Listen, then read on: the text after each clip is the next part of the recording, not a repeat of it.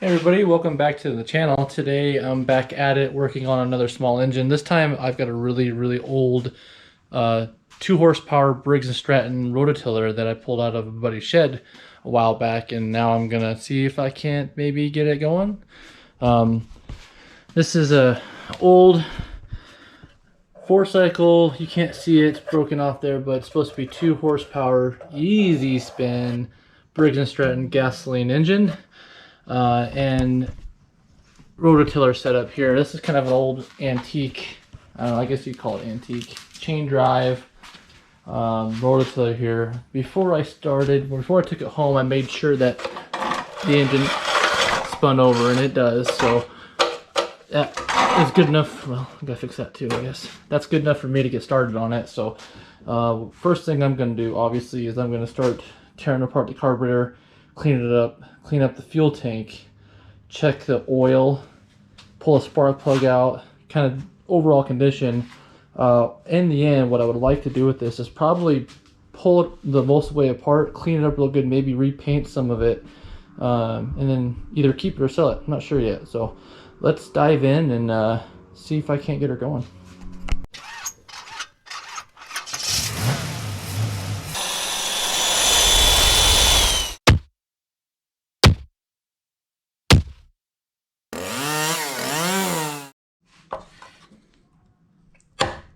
Ooh.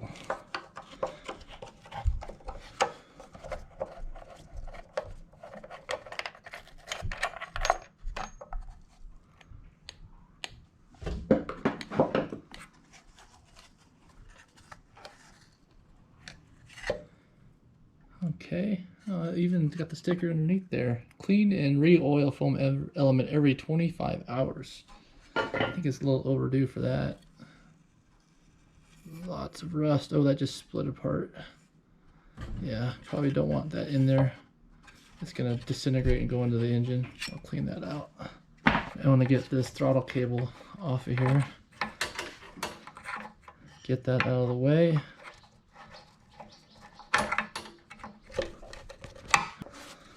Yeah, you know what? Let me blow this stuff off. Actually, it's not gonna matter. I'm gonna blow it all out anyway. That was easy. Wow. That's actually really amazing how easy this is coming apart.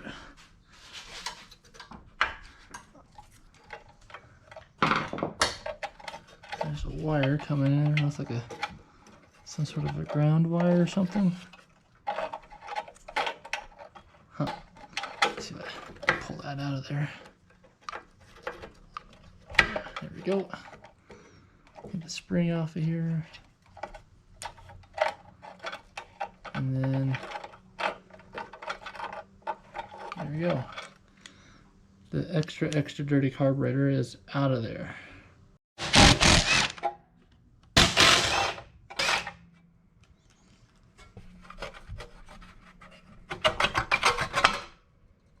Ooh. Yeah, this has been sitting for an awfully long time. Ugh.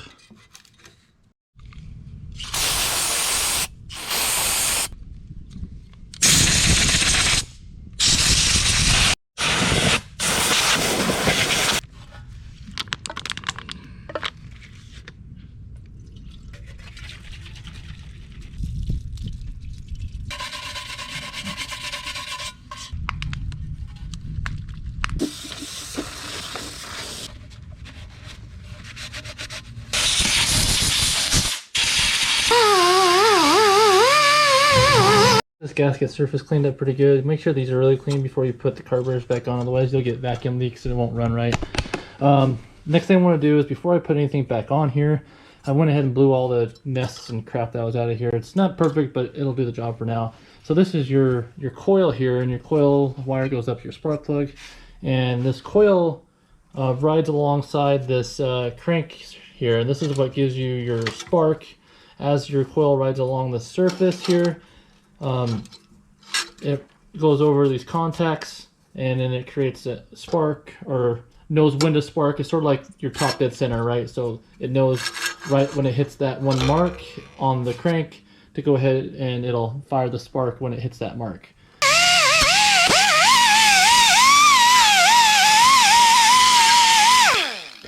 Alright, I got the surface cleaned up nice and smooth here now. That gives me the best possible chance to make the correct spark. I'm going to put this cover back on here, that way I can actually pull on this crank. I got the spark tester in here. This is going to give me hopefully my best shot at getting that good spark. I'm trying to get a good ground over here on this bolt that's pretty rusty. But I've got the gap. What's nice about this is you can set the gap on the tester. And then what I had to do is I had to connect this wire back up here that goes to the coil. I believe that's a ground wire to the throttle or to the carburetor setup, and bolt the carburetor back on. So now I'm going to set the camera down here. You guys tell me if you can see a spark or not here when I pull the crank.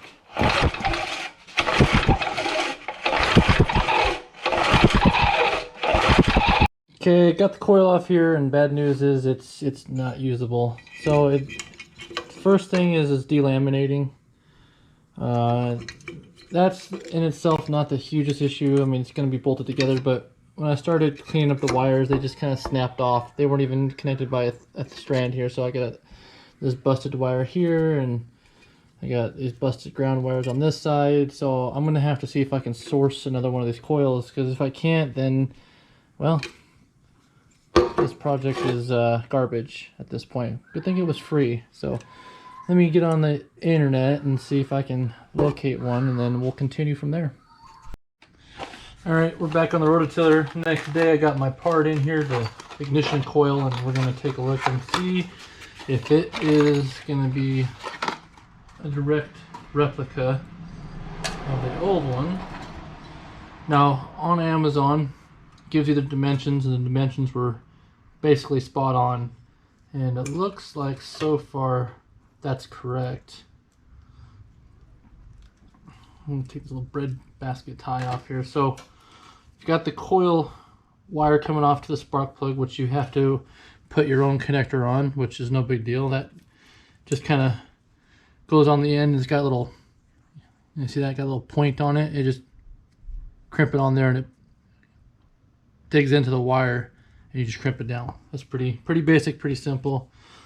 Then coming out of the coil, you've got the black wire here and your grounding wires, which is just like the old one, and everything's attached. So it looks like that should be a direct fit. So yay, good. The only thing I have to do is transfer over this bracket, and then I'll be good to go.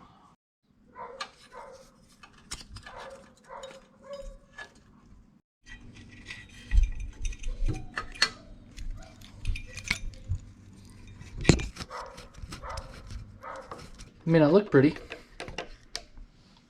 but it'll do the job. So now at this point, before I tighten it down, I want to make sure that there's a gap. This gap here, you want it really close but not touching.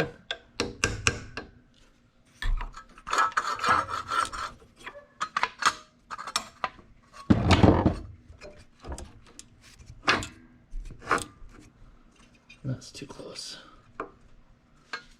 About like that would be good. Tighten that down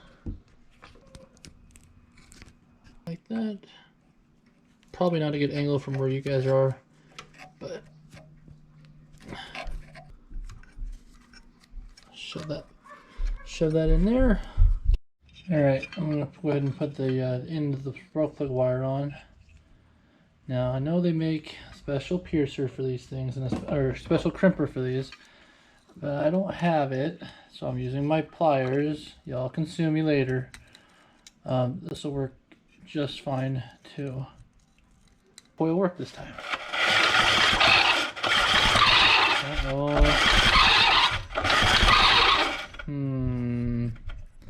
What's going on here? Alright, so the new coil didn't work, so I'm going to start digging into here. This one-way clutch deal comes off. They make a special tool that goes over that, and you can hit it with impact, and this unscrews. But what I'm going to do is, since I don't have it, I'm going to try to hit it with a punch, hopefully without breaking these ear tabs off. Maybe I'll try to get it from somewhere else, or maybe I'll try to grip it with something unscrew that, and then after that, this comes off, and then I can hopefully pull off the flywheel armature assembly off, and then inside behind this, there's a little cover and then like a contacts that go up and down. You'll see what I'm talking about if I even get into this thing. So.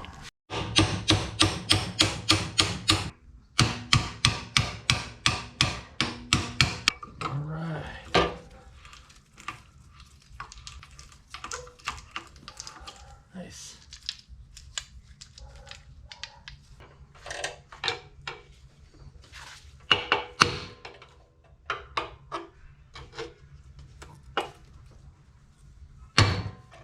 Oh, nice.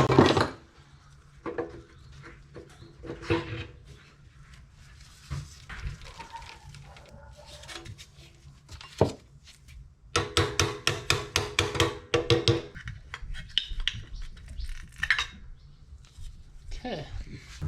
What I'm looking for is there's a little push pin inside here that rides up and down, and as you spin it, it's supposed to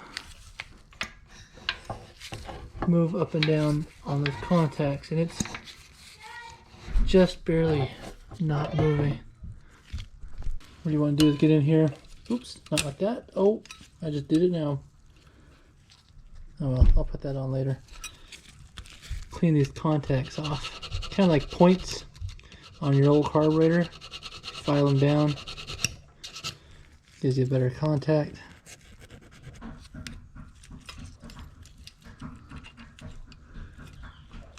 Come on. Oh, dang. I'm failing.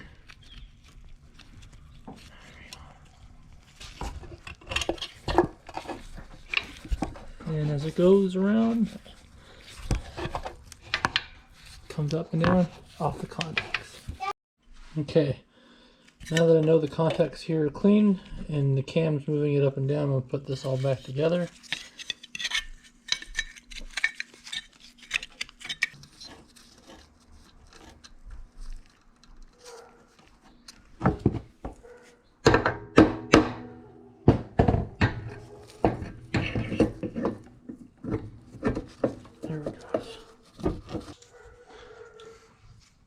I'm sure there's a torque spec for this somewhere, but since I don't have the proper tool, I'm going to do the same thing I did to pull it off, just in the opposite direction.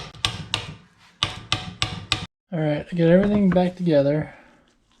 I'm ready to test spark again. And this better work because I'm running out of tricks.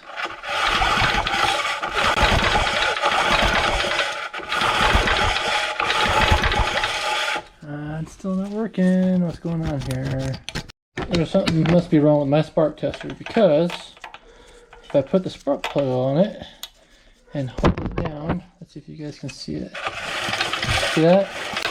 I do have spark. So, I don't know. I'm not sure how much of all that was a waste of time, but at least you learned something, right?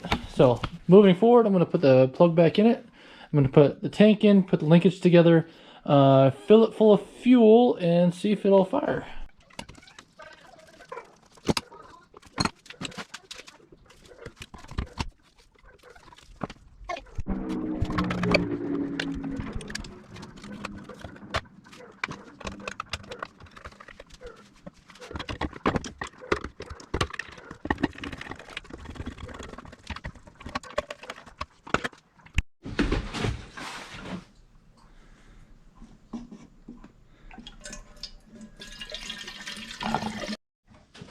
Okay, here goes nothing.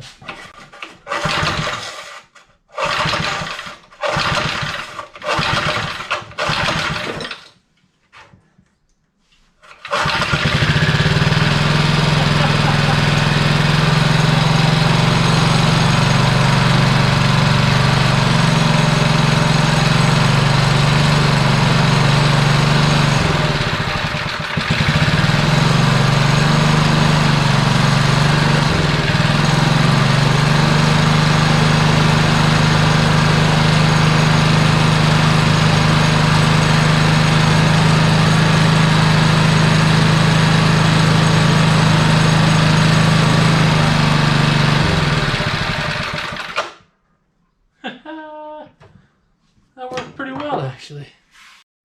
All right, so we know the engine starts up and runs. Let's see if the rototiller part works now.